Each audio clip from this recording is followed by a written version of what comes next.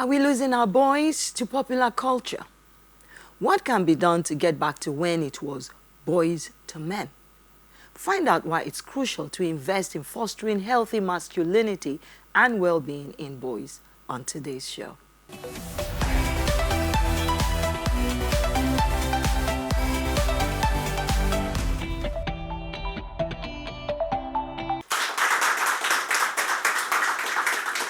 Hello, hello, hello, and welcome everyone to the Moment Show with Pastor Funke, the show where you learn something new every time. Yes, thank you. It's awesome to have you all in the house today. You look, from where I am, you look awesome, all of you. Thank you for being on today's show, and we are so happy to have you. And to those of us who are watching from home, thank you for joining us on the show. Now, it used to be that from an early age, boys were socialized to believe that strength and independence were very paramount. In an effort to help boys and men reach their softer side, they were encouraged to show more of their feelings, be softer, be gentler, we've been telling them. Now, it's not unusual to find young and old men wearing earrings, plaiting their hair. Some wear makeup, and listen, some even use more jewelry than women. Have we moved the needle too far to the left? How has this affected men in homes and marriages?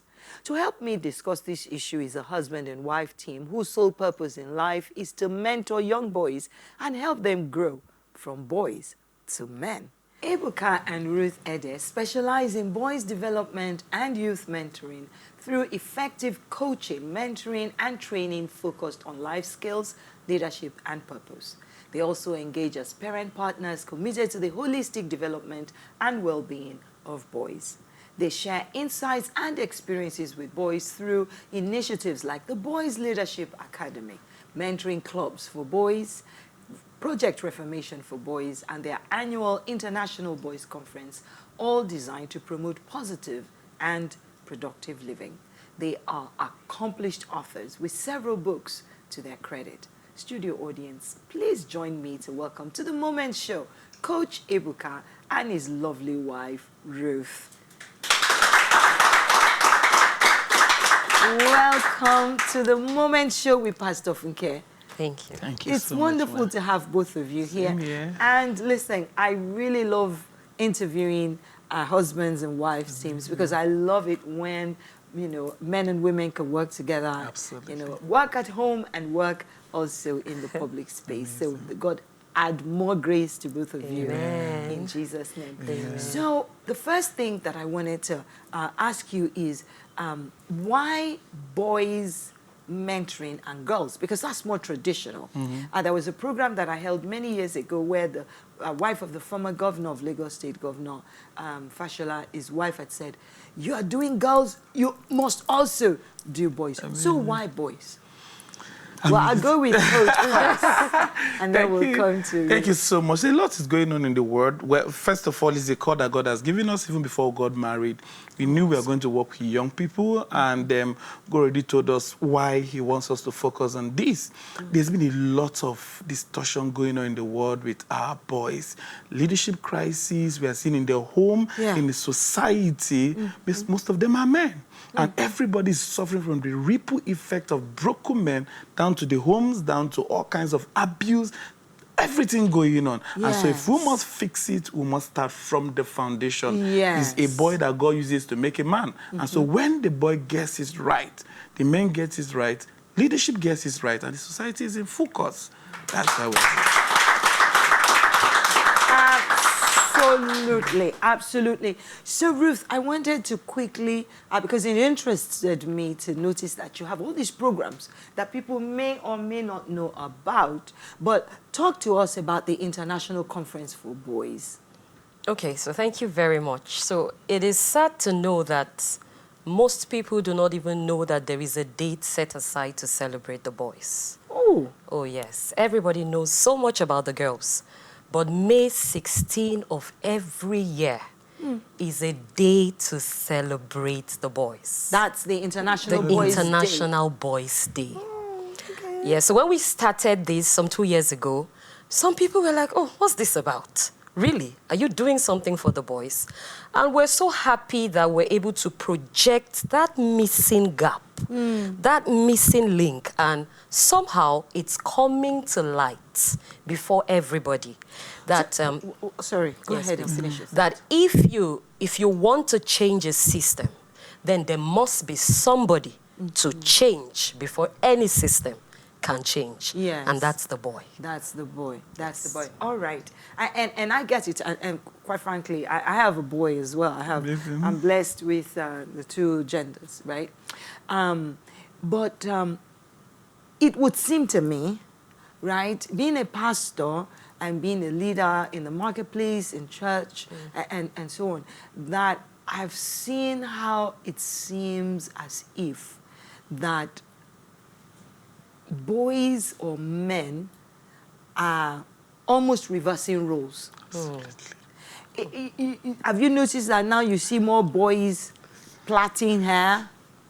You know, Twerking boys on TikTok. They twerk? They do? Yes, they twerk on they TikTok? do. You see, I'm not on TikTok. Not sure I'm going to join anytime soon, but are we having a role reversal?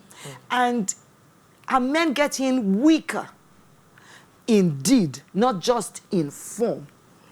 And what's the cause of this, Coach? We wrote a book last year called Twisted, and that book was addressing gender and sexuality distortion. Because see a lot going on. Our boys are on bum shorts, wearing earrings. Boys are the one, if you're a comedian and you're not dressed like a woman as a boy, you don't have millions of followers, and I call it the law of mere exposure effect. As long as we keep exposing the wrong thing to them, they keep accepting it as being right. Our boys are being feminized. Yes. And that is a deep issue because they are leaving their role of masculinity and strength and leadership to becoming something that God has not called them to be. Yes. The media is promoting it. If you're like that, you have followers. Even some of them are having awards, are being recognized everywhere. So as our boys grow up, they feel, oh, so I need to be distorted to be accepted. I need to be like a woman to be accepted. I need to wear bum shorts and twerk on TikTok to have millions of followers. It's a distorted mindset that is being sold to our boys, and we're having feminized boys. But is it also greed?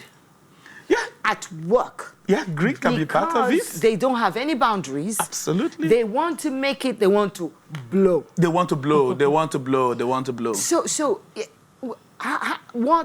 what would you say about that? And what's the role of this so-called woke agenda, I call it? I keep telling a lot of parents, we cannot fight a battle we are not aware of, and we can't win a battle we are not prepared for. Most parents are not even aware of what is going on. So some of them seeing their children do that, they think it's trendy, oh, it's okay, they will have money, oh, my son dresses like a woman, it's fine, we just did a skit, portraying that. Most parents are not even aware that this is an agenda, this can deform the mindset of that child, this can deform the sexuality of that child, and the end result becomes horrible. Yes. So because parents are not aware, they just allow it. A lot of boys, it's even greed, These things are happening on the internet, money is coming, and they want to do that. Before most of them realize what is happening, a lot of damage has been done already. Yes, absolutely. Ruth. Yes, please. In your experience, in the work that you guys are doing with young boys and men, and I know also, transcendent into the men, what do you think the effect of all this feminization, if you will, of the boy, what do you think that effect is on marriages and the health of homes? Thank you so much. So the painful and sad thing is that marriages are not standing. Marriages are collapsing. And it's so sad to know that you can't give what you don't have. True. I think our major problem with the boys is that there is no model to follow. But they've got all these men. Okay, so that's the thing. We seem to have a circle of broken men. Yes, okay. Who are also trying to find themselves. And you know for well that what you look at is what you become. And a boy is always a product of his upbringing. True. So he takes whatever he sees into his own marriage. Sad enough, the women we train suffer for it. Yes. Sad enough. Yes. Marrying broken men. It's a vicious circle of broken men all over. Sad. So I read a scripture today about Nabal and his wife. Yes, and Abigail. And I saw the description of Abigail. Very beautiful in appearance and intelligent. But Nabal was the opposite of Abigail. The fool. He was a fool. And I asked myself, how did a beautiful girl, seem to me like well-trained, ended up and with wise. a fool? And why? Well, yes, she was wise. How come the wise one ended up with a fool? That's what we see in marriages today. That's what we see in marriages today. And you know, her whole generation was going to be taken out for it with the decision her husband made. But thank God for her wisdom. So this is exactly the call and the cry we are making. There is a problem. And if we don't fix it, we will continue in this circle. We have social media marriages, but we don't have real marriages.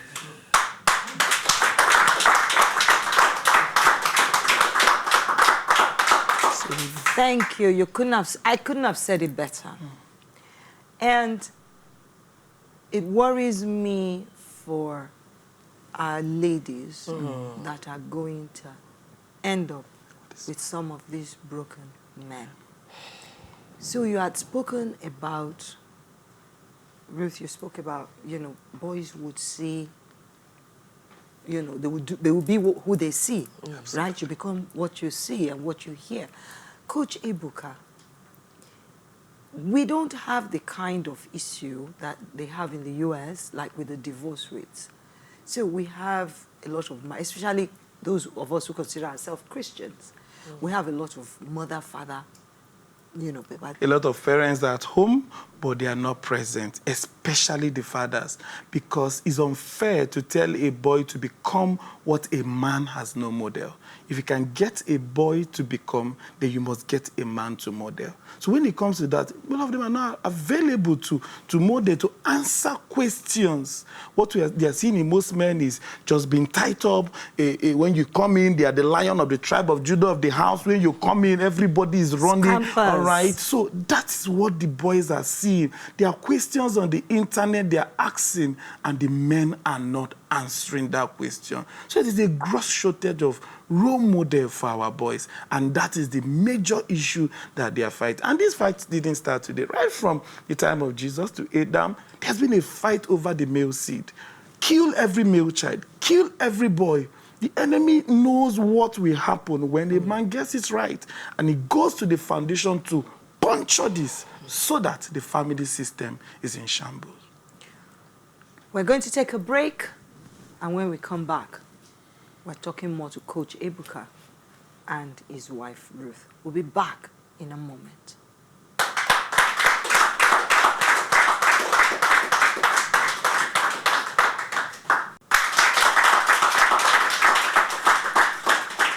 Okay, so we're back at the Moment Studio, and we are still talking to my guests, Coach Ebuka and his wife, Ruth, and they are mentors that are mentoring boys in our community.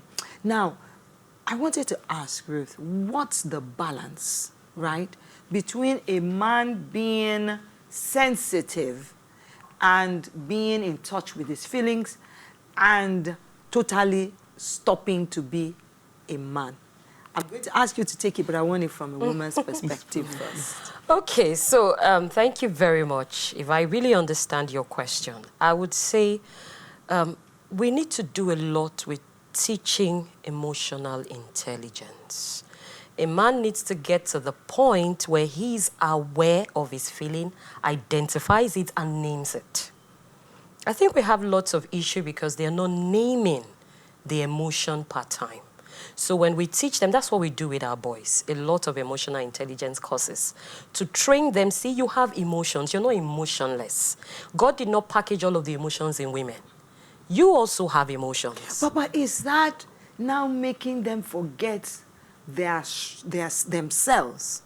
where they're now focused so much on their emotion, that they've now stopped being men. I'll let you have a bite. Thank you very much. I think it depends on how we teach the boys that, all right? I was walking down one day and I saw a boy crying, and the father kept saying, "Why are you crying? Are you a woman?" And this was just a 3-year-old boy, you know, being shut in. Okay, so you're a little too young to understand that whole concept. All right, so I think, like my wife says, about understanding emotional intelligence. Yes. Know that, yes, you must express your feeling, but at the same time, you are strong and you have the strength as a man because God has given you that. So most parents lack the skill on helping our boys balance this. All right, we've written books where we help parents and boys understand between just being, you know, emotionless and how to be a strong man. Could it be, back to what we were talking about earlier, and I think it was you, Ruth, or maybe it was you, Coach Ibuka, that was saying that the men are absent. So the women are raising these children. And you said it, you can't give what you don't have. So are women raising she-men? Women are raising feminized boys, and the fathers are absent. It's a serious issue.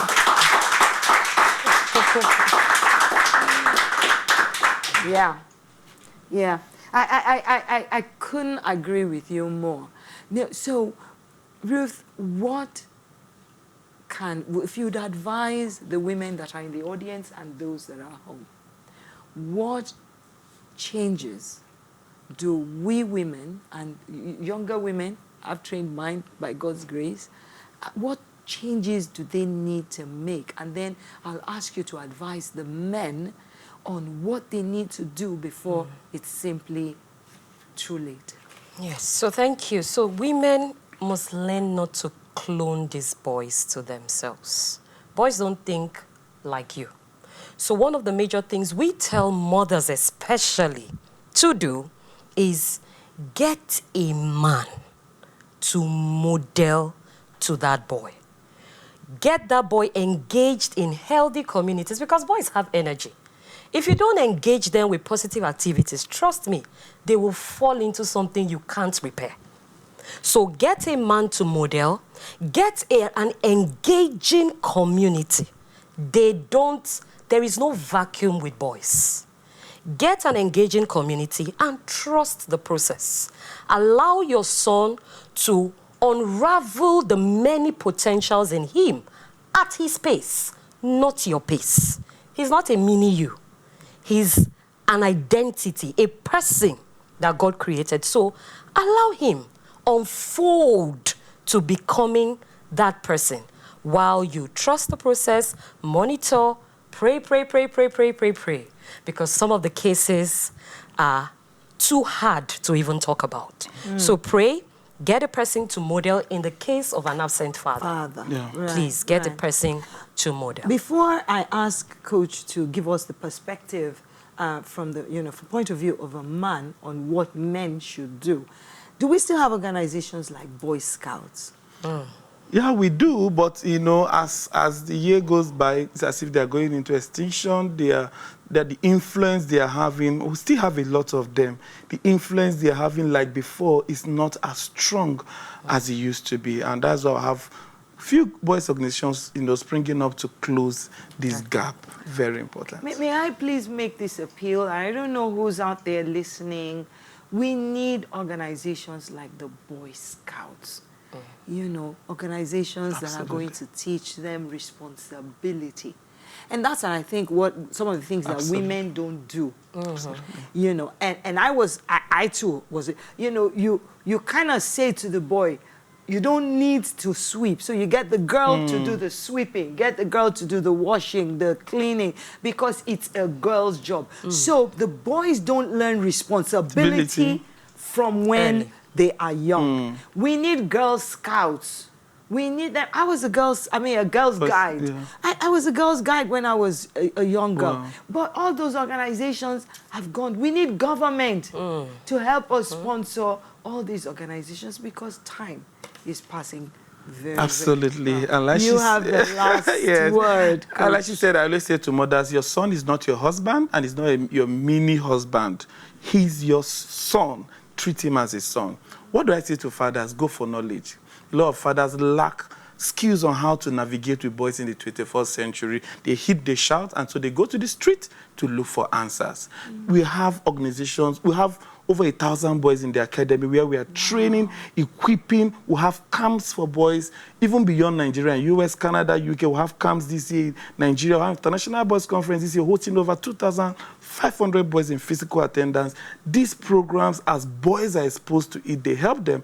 And fathers should read and know how to navigate with boys. I also beg stakeholders, churches, because sometimes fathers don't go for this training. If the churches bring people in to teach fathers, organizations bring people in to teach fathers, you just see that they are deficient in knowledge. A lot of boys know that they've outgrown the knowledge bank of their parents. What their parents is teaching is not relevant for their time. Wow. And so you can't connect. You can't equip that child because you have knowledge. Fathers need to go for knowledge. We are losing our sons, and the ripple effect on the family, on the society is devastating. Absolutely. Absolutely. All you need to do is just look out and see the kind of leaders that we have. It will reinforce that point. Absolutely. And listen, it interests me that God spoke to Abraham and said to him, Genesis 18 to 19, I know Abraham. He will teach his children. Can fathers, please, don't just pay the school fees, right? Be there for your children. Thank you so much. We are straight out of time. Thank you so much. Thank you so much for being here. We've been blessed today. Have we been blessed today? Yes, absolutely. And we've learned a lot. God bless you, and the Lord help you with more grace. One more round of applause. Okay, so we're going to take a moment's break, and we'll be right back for the Ask segment. We'll be back in just a moment. Okay, thank you very much. And if you are just joining us on the Moment Show with Pastor Funke, welcome to the show today. We've had a very interesting conversation with my guest today, Coach Ebuka, and his wife, Ruth Ede. And we are going into the Ask segment where I take a question from the audience. So please go right ahead and ask your question. All right, Ma. Please, I would love to know the negative influence of pressure on the lives of boys, because the quest for us to survive, to be there for our family, especially for someone who doesn't have a father figure in their life, how do we navigate through this process without missing the main point in life? Okay, very good question. I think if a boy is alone without parental guidance, it's tough. I mean, there's just nothing. Nobody can keep your child the way you can. It's going to be tough.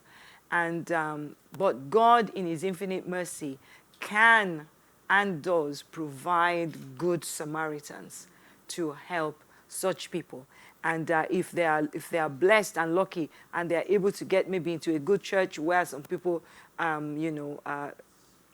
take them on and begin to mentor them, then it's hard. Now, in terms of survival, right, and the need to make money because we want to survive, right, if the foundation has been there, right, it's going to be a little less pressurizing.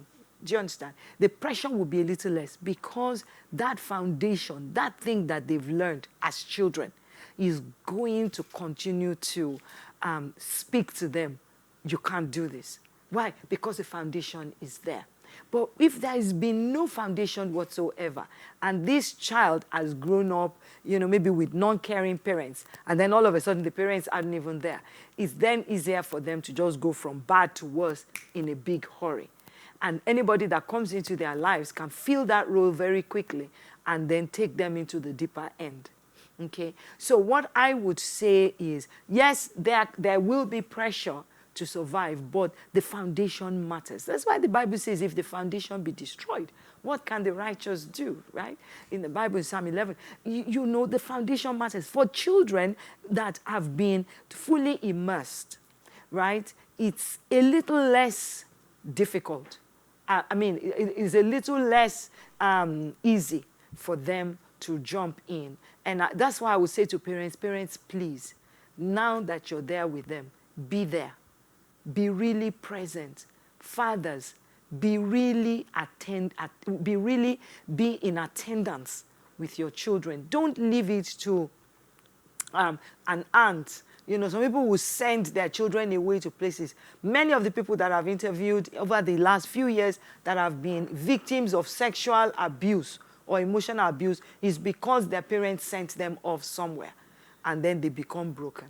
So keep your children, watch over your children. Thank you so very, very much. Yes. Thank you so much for joining us. And we're about to close the show. Please stay safe. Continue to pray, continue to draw close to God and get to know him and let him be your strength and your pillar in days and such times as this. God bless you. We'll see you on the next episode of The Moment Show with Pastor Funke. Have a wonderful time. God bless you. Thank you.